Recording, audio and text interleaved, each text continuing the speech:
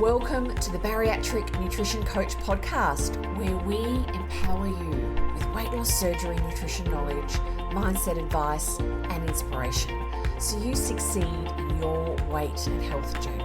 I'm your host, Jane Stoltz, and I am a bariatric dietitian who has helped over 1,300 people on their weight loss surgery journeys. I'm also a solo mum, lover of long walks while listening to podcasts, partial to a glass of wine, and the ocean is my happy place. Join me as I dive deep into bariatric nutrition and lifestyle topics and deliver them to you in bite-sized, palatable episodes every Monday. Now let's go. Hello and welcome to this week's episode of the Bariatric Nutrition Coach podcast. And yay, I am here. Over the weekend, we moved house, which is really exciting, but very exhausting. And part of the move means, setting up my office in my new house. You probably hear that it sounds very echoey and empty, like I'm in a bit of a cell. Because literally I've got nothing on the walls. There is carpet on the floor, but the acoustics I'm going to have to work on.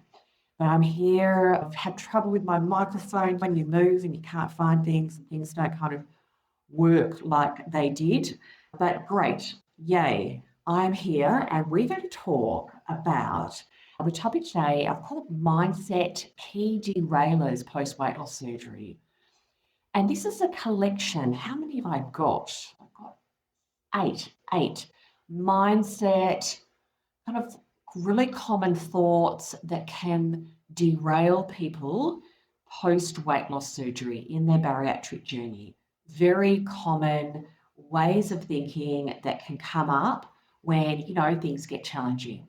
And I'm going to go through those one at a time, what those kind of derailers are, and then I'm going to give you an alternative way of looking at the challenge, an alternative thought to think. And we are in control of our thoughts. Often we feel that they're controlling us, but we do have choice in our thoughts. And it can be great when you're listening to me talk about each of these derailers. Is this something that you think sometimes? And you do this with compassion. You can reflect and say, okay, yeah, I do think that sometimes. Okay, there's another way I could think about that challenge. There's other words that I could be saying to myself that can replace that more on the negative, derailing kind of thoughts. So let's get into it. I've got 8 of these to cover today, so let's not muck around. The first one is the thought of the less I eat, the better. So especially in those early to medium days after weight loss surgery, when you just don't have that same level of appetite or you have no appetite, people can say, oh, this is wonderful. I've got this reprieve from my appetite. And the dieting world has kind of drilled into heads, your subconscious thoughts, the less you eat, the better. And I know people feel sometimes in early to medium days after weight loss surgery, if I eat a bit less, that's going to help me lose more weight. And they don't get as proactive as they could and possibly they should about building up their protein intake. Now, if you find yourself kind of having some of those thoughts, the less you eat, the better, when you are eating lower than needed, then challenge that thought. Ask yourself, where does it come from? Because most people enter their bariatric journey having dieted for many, many years. So this can be something that stays for some time. And what we want to replace that with is the thought of I need to eat adequate protein, good moderate carbohydrates of good quality, carb foods, and enough energy to lose weight. Because if you eat too little, your body will say, we don't have enough in our environment. We need to hang on to our adipose tissue, our fat stores, and your weight loss will slow.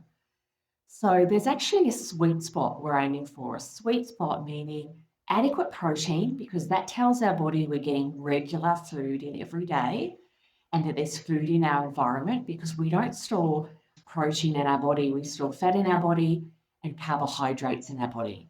So we need adequate protein. We need a deficit of energy, calories, to lose weight, but not too much of a deficit. And we need adequate carbs because metabolically we need carbs in our diet to help burn fat. That is just part of our metabolic processes that require some carbs. And good quality carbs, whole grains, fruit and vegetables. So if you're feeling, the first one is mindset, if I eat less the better, we want to replace that one. I need adequate protein, calories and carbohydrates every day to fuel my weight loss, okay? And also it helps you keep feeling good, your energy levels stay up, all of those things. So I've had many clients come to me after a couple of months of very, very low intake and they are feeling crummy. Weight loss has slowed and it's a cycle that we need to get out of and change. So that is derailer number one. Number two, and this is such a really common one that people have, whether they have it from their own personal journey leading up to bariatric surgery, if they've read something, but also some bariatric centres foster this one as well. And I'm going to explain why it's a derailer. And that the thought is, the mindset or the thought is, I can never eat, fruit, takeaway, chocolate, or whatever that is for you again after surgery. So going into surgery feeling like it's the end of life as such, that those foods are never going to be on the other side for the rest of your life. And people lead up to their surgery and eat what they can, and some people call it a food funeral. And there's another saying, but I can't remember it at the moment. It's that whole, I'm going to eat a burger now because I won't be able to eat that after. I'm going to eat some chocolate now because I won't be able to eat that after. And I want to talk to you about how we want to leave that mindset, leave that thought and replace it, okay? Now, if you're in that, I can never have that again, X, Y, and Z, whatever those key foods for you are post weight loss surgery, what do you think about? You think about having those foods all the time. And what this thought pattern is really, it is a dieting mindset. It is a restrictive mindset. Is your intake going to go down post-surgery? Yes. Are you going to have less of these foods? Yes. But we want to know, and we need to remind ourselves that the journey after bariatric surgery is long. And yes, you go through the dietary stages, then you go more in the medium stage. You're really optimizing your diet to promote and get the best results from your weight loss surgery. Help you get off those medications, help your joints feel better. All those wonderful things that you get from having bariatric surgery. And we want to optimize those. The key goal is to find your new weight set point. And I call it settle because it's the rest of your life into a balance, a rhythm of maintenance. And balance is the key word because we don't want to stay in a restrictive eating because you never will be able to stay in it. You are going to, at some point, bounce, I call it, into an overeating cycle. When you say you can never have this, what do you think about all the time? Then you can only hold that for so long. You go and eat it, you eat it in private, you overeat because you're not eating mindfully. We want to find in maintenance that rhythm, that balance, that intuitive eating, that mindful eating, that listening to your body, and having some of that treat food. And when you have celebration foods, all of those things in moderation, in a balance that helps you keep your maintenance phase on track. And that is some time to get to. I am not saying it's easy, and I'm not saying it happens quickly. It can take some time. It can take a good 2 years post-surgery to really find that space, really find that zone. It is not a short journey, it's a long journey. And that's not in a bad way, it's just that things take time. That's the goal. And you will never be able to never have this again, never have that again. Sometimes people have a food that they really love and really enjoy before surgery, and post-surgery, it just doesn't taste the same, doesn't just mean the same. Things really change. That's fine. But if you still enjoy some chocolate, we can still have it. We just want to be really intentional about it. And we want to start off really slowly. The weight loss phase of your journey is a different phase to the weight maintenance phase.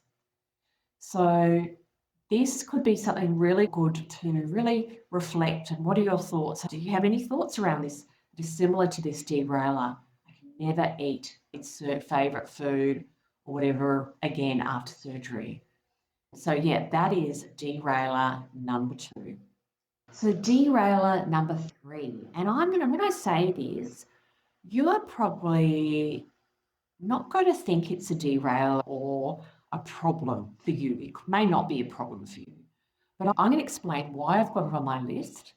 And it does come down, and it really comes out of also my approach when working with clients post weight loss surgery. So this one is that when you say, I have to track my calories every day just to be safe, so I know I don't put on weight.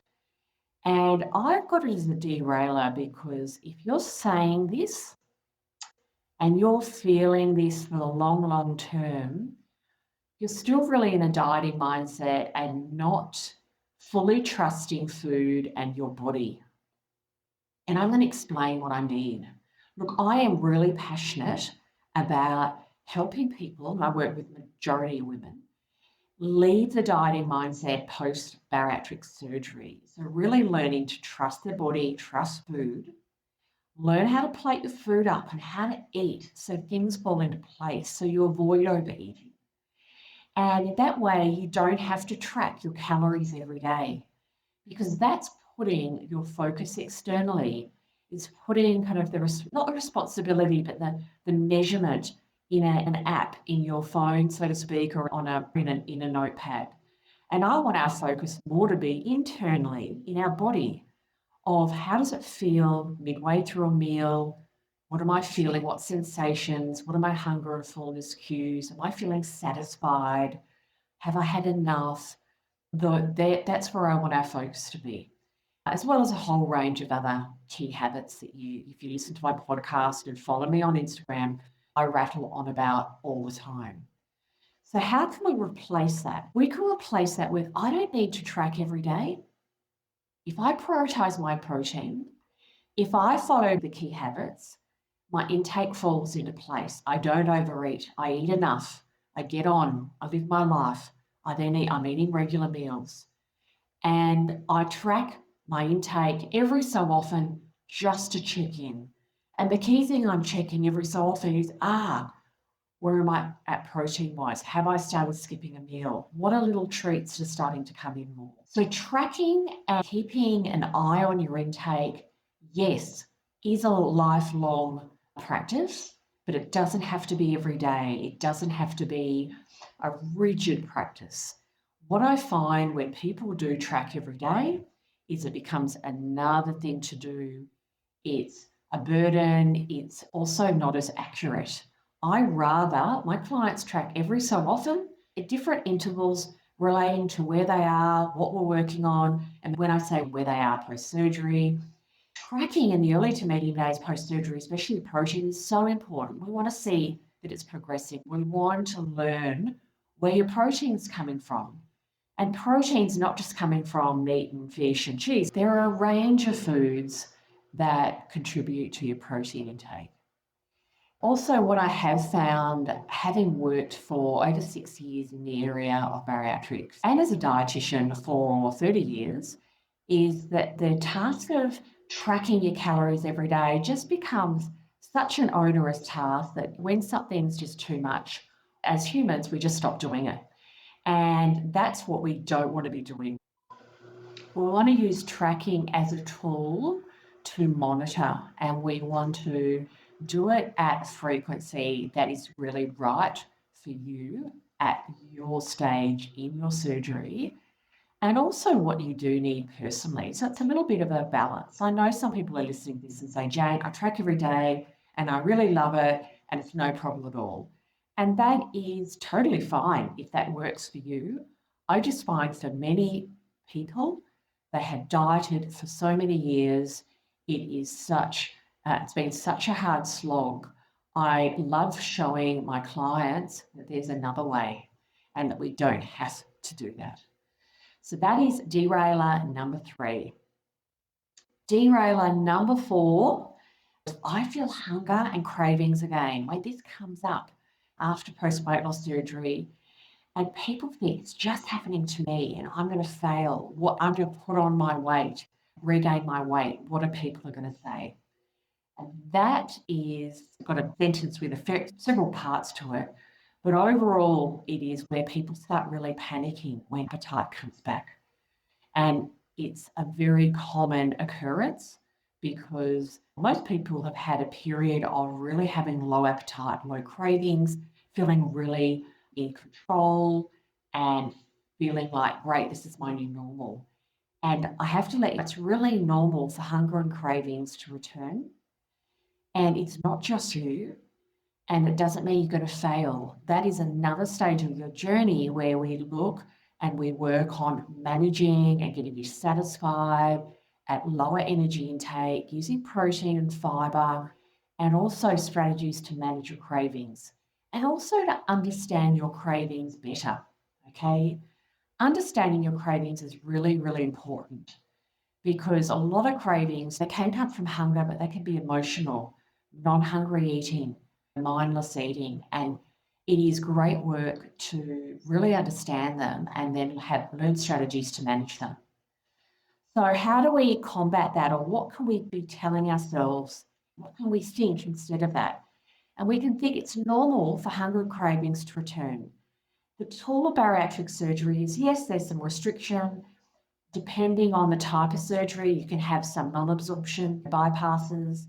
You get that hormonal changes where hunger decreases, but those hormones come back, and it's really normal for your hunger and cravings to return. But if you do not feel confident in knowing how to manage these hunger and cravings as they increase, that you're going to reach out for support is just another part of your journey, and you've got this. That's why you will read often online, different places about having a support team for your bariatric journey. It's a bit like when an athlete goes to the Olympics. They don't just do it alone. They have the physio, they have the coach, they have a mindset coach, all of these people around them to help them overcome their barriers, to help them overcome their challenges. So if you feel confident in how to manage your increased hunger and cravings, great. But if you don't, reach out for support. Get support to manage them because this is another stage of your journey. And with support, manage your hunger and cravings. And it's wonderful work to do because this is for the rest of your life. And this is the work that's going to help you in that maintenance phase to keep all of those wonderful benefits that you have gained from your bariatric surgery. So that is key derailer number 4. We are only halfway through. Or derailer number 5, I've heard so many times over the years, so it really deserves a spot here. And I probably should have said right at the beginning, these are not listed in any particular order. Number 5 is, I don't have time during the day to eat. My job doesn't allow it. I'm just so busy. I'm too busy to eat. How am I going to reach my protein goals? When I get home, I'm so starving. I have to eat and eat before dinner, eat after dinner. And so we want to really flip this. We want to challenge this. And what we can think, and I'm going to talk more about this, but we want to say to ourselves, no matter what job I have and no matter how busy I am, I can have things ready to go and have good options on hand that are going to suit what I'm doing in the day. So when I finish work or when I get through the door at the end of the day, I feel good. I can comfortably make it to the next meal. I don't get home dehydrated, starving, and I'm looking after myself. because not eating for long periods of time after bariatric surgery is not going to serve you. You need to eat regular small meals. You will feel crummy. If you don't drink enough, you're going to get dehydrated. You won't reach your protein and fluid goals, and it's a bit of a cycle that will continue, it perpetuates. So I have worked with people having a whole range of jobs, careers, things that they do during the day that can get in the way of eating regularly. And guess what? We overcome them. We overcome them with doing preparation, having things on hand, choosing what's going to be the best thing on hand that they can have if they're in office meetings, if they're in the car on the road, if they work as a beautician with clients, if they are a teacher, if I've had clients out living in a tent and doing field work out in the bush, as we say in Australia, in the forest, in a tent. We can have regular small meals. You can drink some of them, you can eat some of them. There's ways of preparing, having things on hand, and picking the best thing that's going to suit during work hours. So that time, and I'm going to use air quotes, excuse, can be there. And it's a really common one, and I do understand it. Busy mums getting 4 kids out of the house in the morning and then getting off to work and all of those things. Life is really busy. But can we do things the night before? Can we make things easier? Can we leave things at work? Whole range of things we can do to set ourselves up for success. And there is a way. We can get regular meals in. We can do it. It's really just looking at your personal life, the rhythm of your house, your lifestyle, your work life, and seeing what we need to do that suits you. So that is derailer number 5. Derailer number 6. And this is a really common one that really comes out of like the dieting mindset and really wanting to feel in control of your weight loss surgery journey. And it's, I ate so much over, I'm going to say Christmas, the weekend, the holiday, my birthday period, whatever it is, I feel awful. I feel like such a failure. I'm going to limit my calories now. I'm going to really restrict. I'm going to go to the gym every day. I'm going to do this. I'm going to do that. And the list goes on. You go back into dieting mode. It's that fear comes up, fear of losing control, fear of weight regain, and all of those thoughts and the emotions that come with it, and that wanting to straight into restriction. And all reaching for what's the latest diet? Do I need to do a pouch reset? Oh, keto. I lost weight when I was on keto before. I'm going to do that. So this is a really common mindset, like derailer. And let's talk about how can we replace that in your thoughts. And you can say to yourself, yes, I overindulged over Christmas, over the weekend. It happens. I'm not perfect. I did some things really well. And I love it. I love it when we can get, and I can't think of it. It was a lovely client that I had a coaching call with on Monday.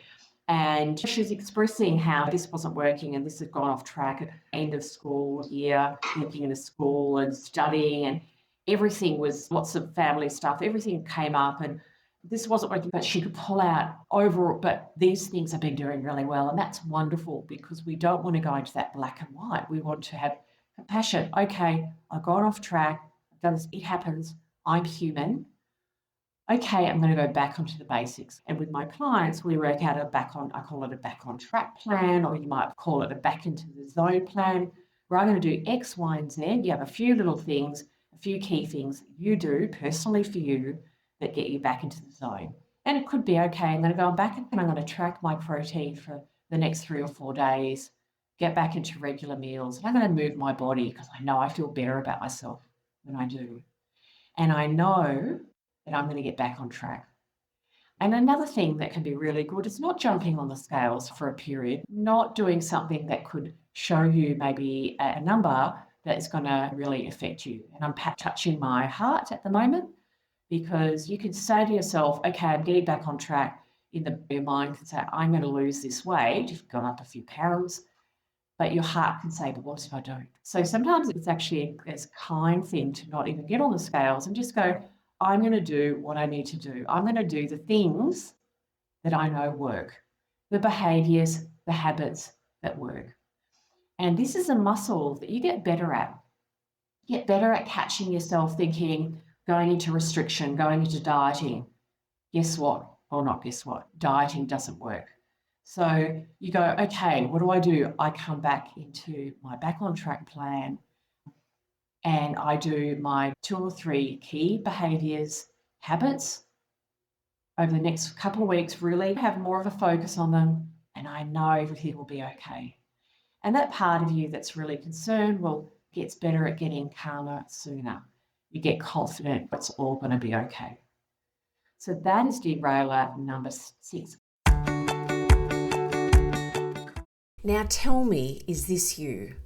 You have had your bariatric surgery and you're feeling lost, you're lacking support and you don't know what to eat and when. Or you may have noticed after your surgery, your hunger and cravings have started to return and you are scared you won't reach your goals. You may have had some weight regain and you want to stop the weight regain and lose some more weight. You may be pre-surgery and you want support to be fully prepared for your weight loss surgery journey. If any of these sound like you, then listen up. I have developed my Bariatric Nutrition Bootcamp just for you. My coaching program provides education, coaching and community for people getting ready for their weight loss surgery and at every stage after their surgery. There are 4 key areas that I focus on with my clients in my Bariatric Nutrition Bootcamp.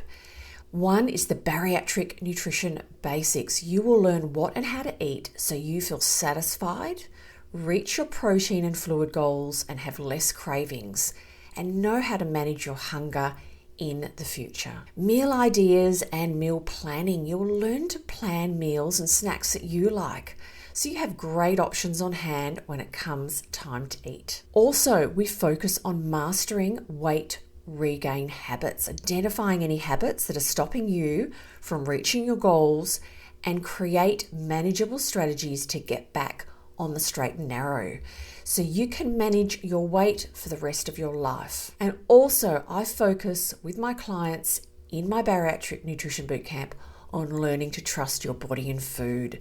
Start to enjoy your food again by relearning to listen to your body cues so you have less guilt and improve your relationship with food and your body. If you are ready to maximize your weight loss surgery results, feel confident in your journey and be led with support and expert guidance, then the Bariatric Nutrition Bootcamp is for you. If you would like to know more about my coaching program, check out the link in the show notes. Okay, 2 more to go. Derailer number 7. This kind of relates to number 6, or a little bit, but I wanted to put it as a separate one.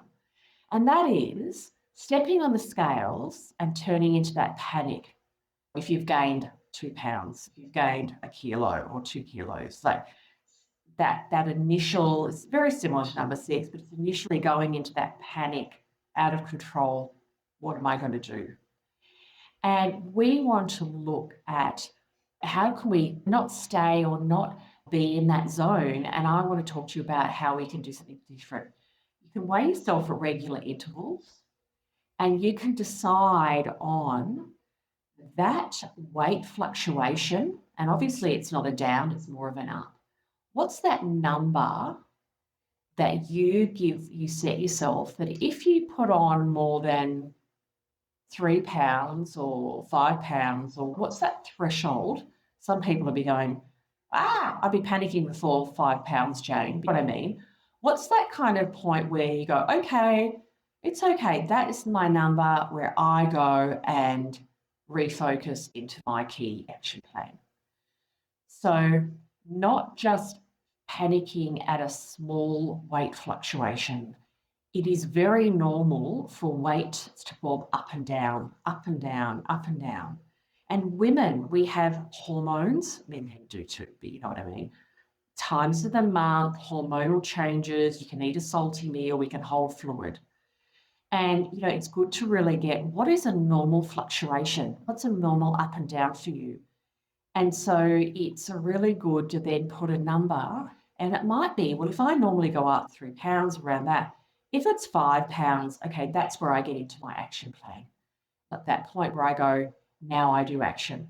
I still do it with compassion. I don't have to panic, but I don't kind of have a panic every time the scales go up and I just expect them always to go down. Because your body is not a machine. It's very normal to go up and down and bob around.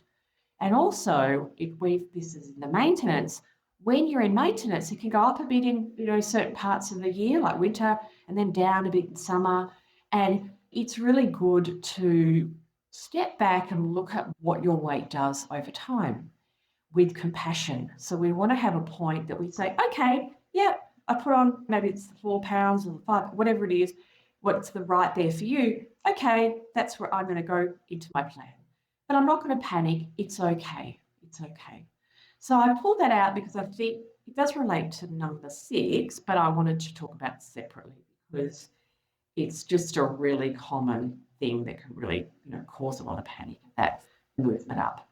And it does, even in the weight loss phase of people expecting weight loss to just go down, weight to go down, down, down, down, and it's going to be a nice plotted line if you put it on a graph. That is not the case. It can be like a little jagged line, and then it can stop. It can go out like a step, so to speak, a plateau, and then it will drop, and it's not perfect. And it's very normal. It's not expected to be perfect. So yeah, that's number 7. And the last but not least is derailer number 8. And this can be something that comes up very kind of in those early days, around that 2 to 4 month mark after surgery, I find, where people haven't had a lot of education about where to get protein from and how to get a varied diet. And they have the mindset of, the only way to increase my protein is I need to eat more meat and more cheese because I know there's protein there, because they haven't been given enough education by the Bariatric Centre to know all the different ways to get more protein into their diet and get more protein into their diet in a way they enjoy, in a way that settles well for them, and also that is satisfying. And satisfying is really key. We want a varied diet. We want a satisfied diet. So how do we flip that? We flip that by education, and that, I can bring a variety of lean protein foods into my diet. I know all the different ways to build up protein into my diet. I know where my protein comes from. And I get crunch in my diet. I get sweetness. I get saltiness.